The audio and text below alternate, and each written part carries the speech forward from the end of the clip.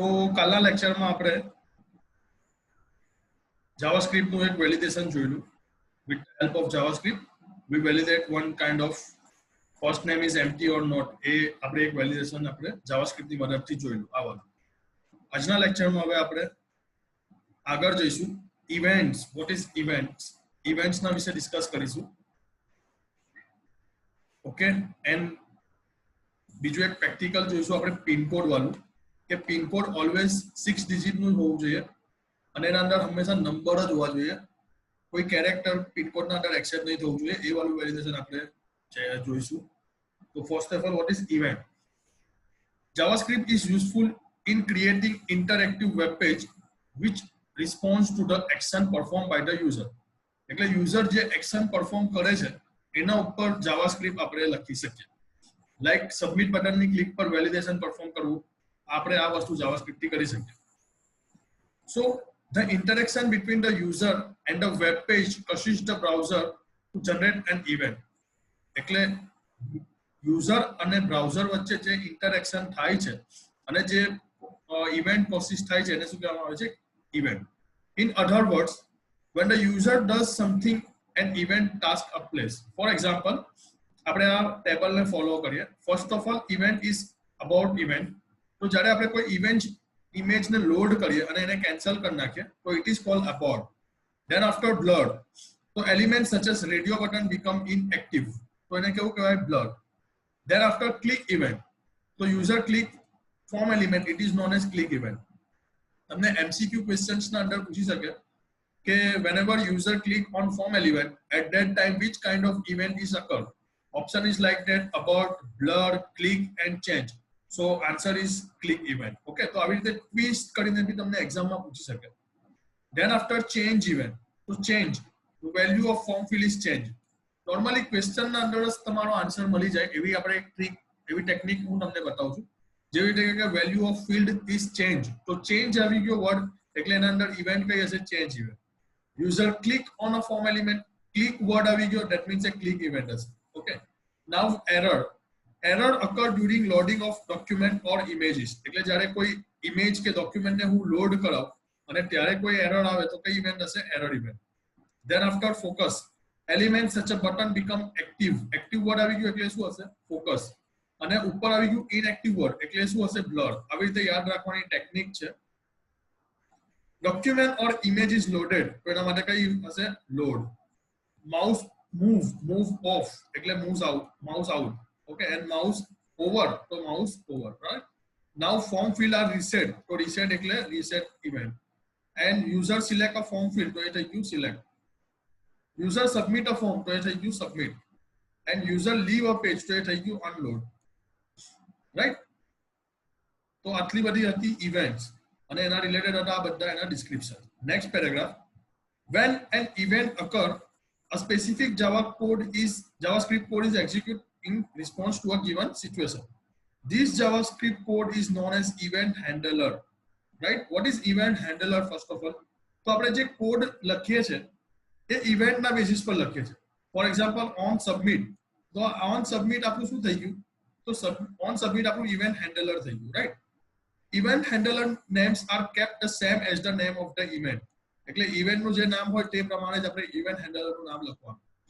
For example, the click event will have an event handler on click. Likewise, submit event will have an event handler on submit. Okay, as you know, click event છે તો એની સામે એનું event handler આવી ગયું on click. Submit event છે તો એની સામે event handler આવી ગયું on submit. Okay, this is all about event handler. In our example, એટલે કાલે આપણે જે પ્રેક્ટિકલ જોયું એ પ્રેક્ટિકલ અંદર we want to validate the done when the user click the submit button, it means on the submit event. So we need to use on submit event handler. આપણે advance edit ના અંદર on submit option select કરેલું તો અહીંયા on submit આપણું શું થઈ ગયું? event handler. Right? Now next move કરીએ આપણે variable. What is variable? તો આપણે કાલે લખેલું where x, તો અહીંયા x જે છે એ આપણો શું થઈ ગયો? variable. Okay, and where શું છે? આપણી એક કીવર્ડ છે. તો અહીંયા જો we have declared a variable named x. A variable is container for storing data. Normally variable no use શું થાય છે? ડેટાને સ્ટોર કરવા માટે. ઓકે, ફોર્મ ઓલ્સો એક વન કાઇન્ડ ઓફ કન્ટેનર હતું. ફોર્મ આગળ આપણે ફર્સ્ટ ચેપ્ટરમાં જોયેલું, ફોર્મ ઇઝ અ કન્ટેનર. અને અહીંયા આ કન્ટેનર શું છે, વેરિયેબલ બી એ શું છે, એક container. Remember that the variable in JavaScript also case sensitive. એટલે capital X and small x both are different according to JavaScript. So next paragraph તમને next line માં એવું જ કહે છે, so a variable small x is not the same as variable capital X. Okay, યાદ રાખજો, JavaScript એ બી case sensitive છે અને જાવાસ્ક્રિપ્ટ ના અંદરના વેરિયેબલ એ પણ કેવા છે, case sensitive. In JavaScript we can declare variable using the where keyword. Remember કયા કીવર્ડ થી આપણે વેરિયેબલ ડિક્લેર કરી શકીએ, where keyword.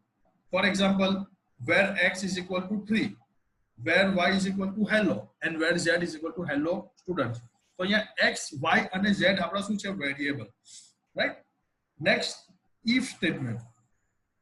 You must be familiar with the condition statement if. 10મા ધોરણના અંદર 10th સ્ટાન્ડર્ડમાં અંદર કમ્પ્યુટર સબ્જેક્ટના અંદર if કન્ડિશન આવેલી. જે લોકોએ કમ્પ્યુટર સબ્જેક્ટ નહીં લીધું હોય તો કઈ વાંધો નહીં, આગળ જાવામાં if સ્ટેટમેન્ટ પાછું આવશે. અને કાલે જ આપણે પ્રેક્ટિકલી બી જોયું કે if and round bracket ના અંદર x is equal to null or x is equal to empty એ વાળું આપણે સ્ટેટમેન્ટ જોયું. તો એને કેવું કહેવાય, કન્ડિશનલ સ્ટેટમેન્ટ. ઓકે, તો the conditional statement if is used to change the flow of the program. Remember, if condition કેમ use થાય અને if ને કન્ડિશનલ સ્ટેટમેન્ટ પણ કહેવાય, એ બી યાદ રાખજો. તો if conditional statement is used to change the flow of the program. પ્રોગ્રામના ફ્લોને ચેન્જ કરવો હોય તો આપણે શેનો યુઝ કરીશું, if condition. The if statement evaluate an expression to validate specific condition. એટલે જે કન્ડિશન હોય એના પ્રમાણે ઇવેલ્યુએટ થાય. If the condition is true, the program is entered if block and execute the statement. In our example, we have used the if statement to check whether the variable x is having null value or not. x ના અંદર કોઈ value છે કે નહીં એના related આપણે જે check કરેલું એ પ્રમાણે એના બ્લોકમાં જશે.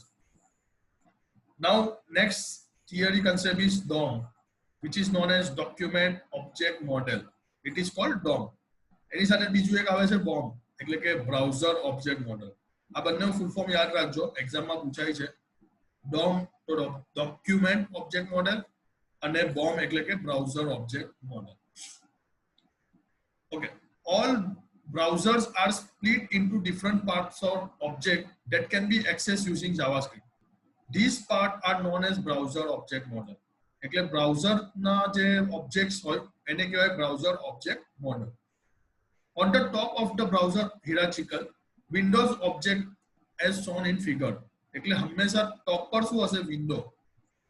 ઓકે, અને ઇમ્પોર્ટન્ટ કયું છે, ડોક્યુમેન્ટ. આ બંને યાદ રાખજો, એક્ઝામમાં ટ્વિસ્ટ કરીને MCQ માં પૂછાય કે ટોપ પ્રાયોરિટી વાળો કન્સેપ્ટ કયો, તો એ કયો આવે, વિન્ડો. એન્ડ ઇમ્પોર્ટન્ટ વાળું કયું, તો આવશે ડોક્યુમેન્ટ. ઓકે, ચલો આ ડાયાગ્રામનો ઉપરથી નીચે થિયરી થોડી એ લોકોએ આપેલી છે. નોર્મલી ડાયાગ્રામના અંદર વિન્ડોને 4 પાર્ટના અંદર ડિવાઈડ કરેલું છે, ફ્રેમ, પેરેન્ટ, સેલ્ફ એન્ડ ટોપ. એટલે આપણે જે વેબસાઇટ રિફર કરીએ એને અલગ ફ્રેમના અંદર બી જોઈ શકીએ, પેરેન્ટ ટેબના અંદર બી જોઈ શકીએ, સેલ્ફ એટલે કે સેપરેટ પણ જોઈ શકીએ અને ટોપ ઓફ ધ ટેબના અંદર પણ જોઈ શકીએ. એટલે 4 અંદર ડિવાઈડ થયું છે. એના પછી વિન્ડો 3 પાર્ટીશનના અંદર ડિવાઈડ થયું છે, ડોક્યુમેન્ટ, હિસ્ટ્રી અને લોકેશન. એમાં ડોક્યુમેન્ટના અંદર ફર્ધર ડિવાઇડેડ થાય છે ફોર્મ, લિંક અને એન્કર. ફોર્મના અંદર આવે છે radio button, text area, button, text, checkbox, select, option, reset, password. Normally આ એટલું કામનું નથી. આના પછીનો જે પેરેગ્રાફ છે એના અંદરના જે આઈએમપી ટોપિક છે, આઈએમપી લાઇન્સ છે, એ કામની છે, એ તમને એક્ઝામમાં પૂછાય છે. આ બધું જાવાસ્ક્રિપ્ટનું વ્યૂ બતાવે છે. હા, એટલે તમે જાવાસ્ક્રિપ્ટના અંદર જો આગળ કરિયર બનાવવા માંગતા હોય તો ત્યારે તમને document object model, browser object model એના વિશે ડિટેલમાં આગળ આવશે ઇન ફ્યુચર. તમે આઈટી ફિલ્ડમાં જાઓ છો તો. બાકી તમારે જસ્ટ નોલેજ માટે રાખવું છે, જસ્ટ સ્ટડી પર્પસ માટે રાખવું છે તો એટલું કામનું નથી. ત્યાં હું તમને ઇમ્પોર્ટન્ટ લાઇન્સ કહી દઈશ કે આટલી લાઇન ઇમ્પોર્ટન્ટ છે, તમારે એને જ રિફર કરી લેવાની છે. જેવી રીતે કે અહીંયા ઇમ્પોર્ટન્ટ લાઇન હતી browser object model and document object model. Okay, નાઉ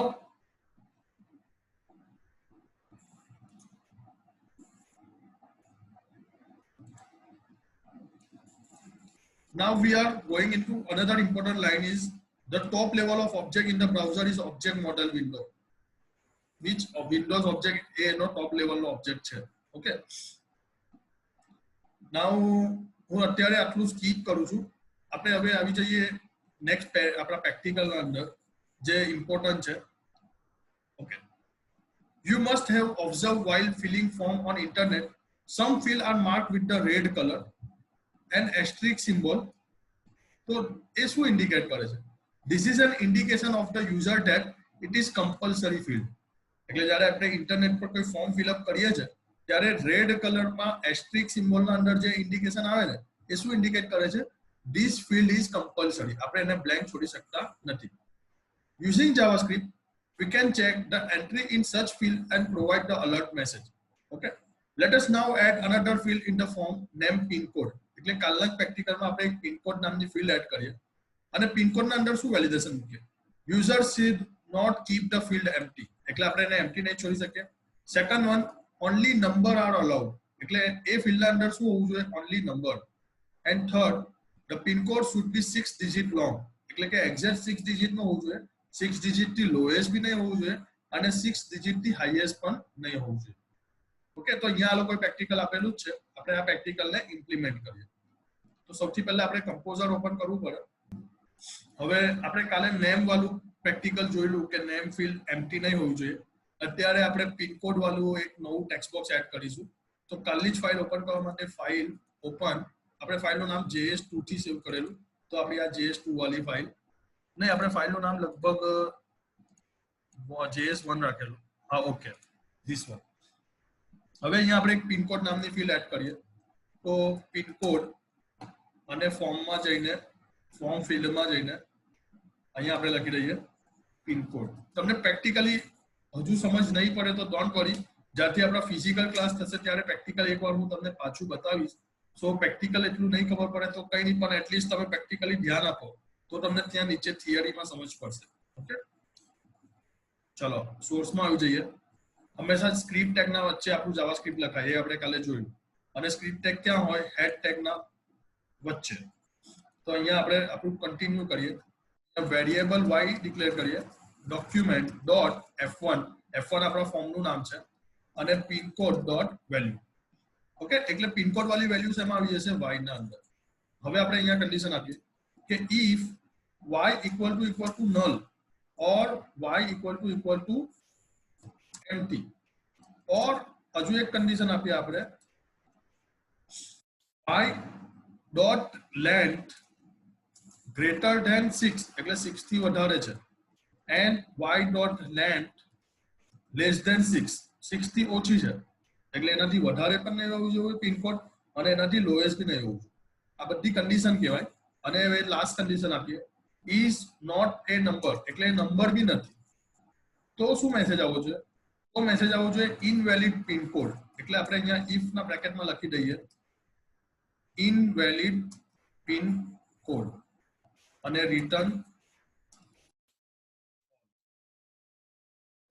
આપણે આઉટપુટ ચેક કરીએ. અહીંયાથી બ્રાઉઝ કરીને પણ આપણે આઉટપુટ ચેક કરી શકીએ છીએ. સબમિટ બટન પર ક્લિક આપ્યું તો પહેલો જે મેસેજ આવ્યો એ ફર્સ્ટ નેમનો છે, તો આપણે અહીંયા ફર્સ્ટ નેમ આપી દઈએ. હવે પાછું સબમિટ પર ક્લિક કરીશું. જો ઇનવેલિડ પિન કોડ. કેમ ઇનવેલિડ પિન કોડ? કેમ તો એ પહેલું તો બ્લેન્ક છે. સપોઝ હું હવે અહીંયા લખું છું કેરેક્ટર, તો અગેન આ રોંગ છે, એના અંદર તો નંબર જ આવવા જોઈએ. ઓકે, હવે હું લખું છું 1 2 3, અગેન આ રોંગ છે, બીકોઝ 6 ડિજિટ હોવું જોઈએ, તો આ તો 3 ડિજિટ જ છે, તો ઇનવેલિડ પિન કોડ. અગર હું એને 7 ડિજિટમાં કરું છું, અગેન એ રોંગ આવશે, invalid pin code. But finally હું 6 ડિજિટનું કરું છું તો આ રાઈટ છે. હવે એ બીજા પેજ પર જતું રહેશે. રાઈટ? તો તમને પ્રેક્ટિકલી સમજ પડી હશે. હું બને એટલું ફાસ્ટ તમને આના રેકોર્ડેડ ક્લાસ મોકલી દઈશ, એટલે પ્રેક્ટિકલ તમે પાછું રિફર કરી શકો. અથવા મારું ટ્રાય છે હું આને યુટ્યુબ પર અપલોડ કરી દઉં, જેટલા આપણા લેક્ચર થયા છે એ બધા. એટલે તમારા કોઈ લેક્ચર મિસ થયા હશે તો તમે એને રિફર કરી શકો. પોસિબલ હોય તો હું આના પર ફાસ્ટ કામ કરું છું, એટલે તમે એને પ્રેક્ટિકલી પણ જોઈ શકો. હું તમને એનું લિંક આપી દઈશ. તો જ્યારે ઇન ફ્યુચર જ્યારે સ્કૂલમાં પણ તમને પ્રેક્ટિકલી ચાલુ થાય તો તમે આ પ્રેક્ટિકલને રિફર કરી શકો અને આ કન્સેપ્ટને તમે રિફર કરી શકો. રાઈટ? તો આજે એક નવો કન્સેપ્ટ તમારો કયો આવ્યો? ઇઝ નેમ અને આ લેન્થ. બાકી અલર્ટ વાળું તમે તમને કાલે સમજાવેલું કે અલર્ટ એક ઇનબિલ્ટ ફંક્શન છે, આપણે ડાયરેક્ટ એનો યુઝ કરવાનો છે. અને નલ અને એમટીપી મેં તમને કાલે સમજાવેલું. આ પાઇપ સિમ્બોલ મેં તમને સમજાવેલું. તો આપણે પ્રેક્ટિક થિયરી પોઈન્ટમાં જઈએ. To work with numeric value, JavaScript use built-in function one of the most commonly used numeric function is nan, જેનું full form થાય છે nan એટલે કે not a number. શું થશે? Not a number. The function is nan determinate whether the value is not a number. It's return true if the value is not a number. એટલે અગર હું capital A કે small a લખું ને તો એ મને શું રિટર્ન કરશે? ટ્રુ, બીકોઝ એના અંદર કોઈ નંબર નથી. સોરી, એ મને શું રિટર્ન કરશે? ફોલ્સ, બીકોઝ એના અંદર કોઈ નંબર નથી. પણ અગર હું કોઈ નંબર નાખું, જો નીચે એક્ઝામ્પલ છે is nan 1 2 3, તો આ મને શું રિટર્ન કરશે? ફોલ્સ. કેમ? તો આ number is a nan, it is not a number. નહીં, એ તો શું છે? નંબર છે. બટ અહીંયા જો is nan hello, આ રિટર્ન શું કરશે? ટ્રુ. કેમ? તો આ નંબર નથી, નોટ અ નંબર, રાઈટ? તો અહીંયા આપણે પ્રેક્ટિકલમાં એનો જ યુઝ કર્યો અને એના પ્રમાણે જ આપણે આ પ્રેક્ટિકલ કર્યું. તમને આ પ્રેક્ટિકલમાં નહીં ખબર પડે તો એકવાર પાછું જોજો. તમારી બુકમાં પેજ નંબર 42 પર પ્રેક્ટિકલ આપેલું જ છે. તમારી પાસે પીડીએફ ફાઇલ છે જ. જે સ્ટુડન્ટ પાસે પીડીએફ ફાઇલ નહીં હોય મને કમેન્ટ કરીને કહી દો તો હું તમને લિંક આપી દઈશ, તમે એની પીડીએફ ફાઇલ ડાઉનલોડ કરી દેજો. ઓકે, તો આ પ્રેક્ટિકલ ઓરિએન્ટેડ છે તો હું એને સ્કીપ કરું છું. હવે પછીનું જે પ્રેક્ટિકલ છે હું તમને અત્યારે નથી સમજાવતો, હું તમને એનું યુટ્યુબની લિંક આપી દઉં છું, તમે એ પ્રેક્ટિકલ ત્યાં જોઈ લેજો. આ વાળું જે પ્રેક્ટિકલ છે, first name, middle name, last name, gender, hobby, address, city, આ બધાનું વેલિડેશન વાળું જાવાસ્ક્રિપ્ટની મદદથી એ લોકો પ્રેક્ટિકલ બનાવેલું છે. આ પ્રેક્ટિકલ જ્યારે આપણા ક્લાસ ફિઝિકલી અવેલેબલ થશે ત્યારે હું તમને એનું પ્રેક્ટિકલ પાછું સમજાવીશ. સો ડોન્ટ વરી, આપણે એ પ્રેક્ટિકલને અત્યારે સ્કીપ કરીએ છીએ અને અહીંયા આપણું સેકન્ડ ચેપ્ટર ઓવર થાય છે. હવેથી કાલથી આપણે થર્ડ ચેપ્ટર સ્ટાર્ટ કરીશું. થર્ડ ચેપ્ટરના અંદર designing simple website using composer, એનું આખું થિયરી પોર્શન છે. એનું પ્રેક્ટિકલ બી આપણે સ્કીપ કરીશું. પ્રેક્ટિકલ આપણે ક્લાસ પર જ કરીશું, બીકોઝ મને ખબર છે કે પ્રેક્ટિકલ જ્યાં સુધી તમે જાતે ઇમ્પ્લિમેન્ટ નહીં કરો ત્યાં સુધી તમને સમજ નથી પડવાની.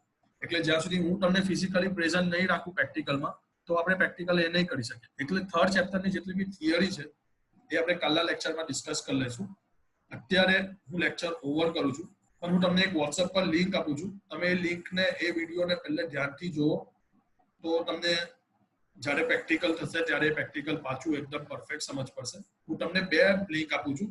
પહેલી લિંકના અંદર આખું વેલિડેશન છે જે તમને એક્ઝામમાં પૂછાય છે 15 માર્ક્સમાં, અને બીજો વિડીયો છે બહુ કામનો છે, એ તો તમને સ્કૂલમાં પૂછાશે જ. તમે એડવાન્સમાં એ વિડીયો જોઈ લો, તમને એ પ્રેક્ટિકલ આપણું ક્લાસ ફિઝિબલ થશે ત્યારે હું બતાવી દઈશ. ઓકે, આજના લેક્ચર માટે આટલું જ. તમને કોઈ ક્વેરી હોય, કોઈ કન્ફ્યુઝન હોય તો તમે મને એની ટાઈમ વોટ્સએપ પર કમેન્ટ કરીને પૂછી શકો છો. સેકન્ડ થિંગ, જે આપણે રિવ્યુ લેતા હતા તે જ રિવ્યુ તમારે પાછા આપવાના છે. આઉટ ઓફ 10 તમારે મને લેક્ચરના રિવ્યુઝ આપવાના છે કે તમને લેક્ચરમાં કેટલી મજા આવી આઉટ ઓફ 10. ઓકે, સો જેવી રીતે હું તમને મૂવીના રિલેટેડ રિવ્યુ પૂછું કે ભાઈ આ 3 ઇડિયટ્સ મૂવી છે તો એને આઉટ ઓફ 10 તું મને કેટલા આપે, અગર તમે મને 2 સ્ટાર યા 4 સ્ટાર આપો તો મેં એ મૂવી નહીં જોઉં. એવી રીતે તમારે મને રિવ્યુ આપવાના છે. ઓકે,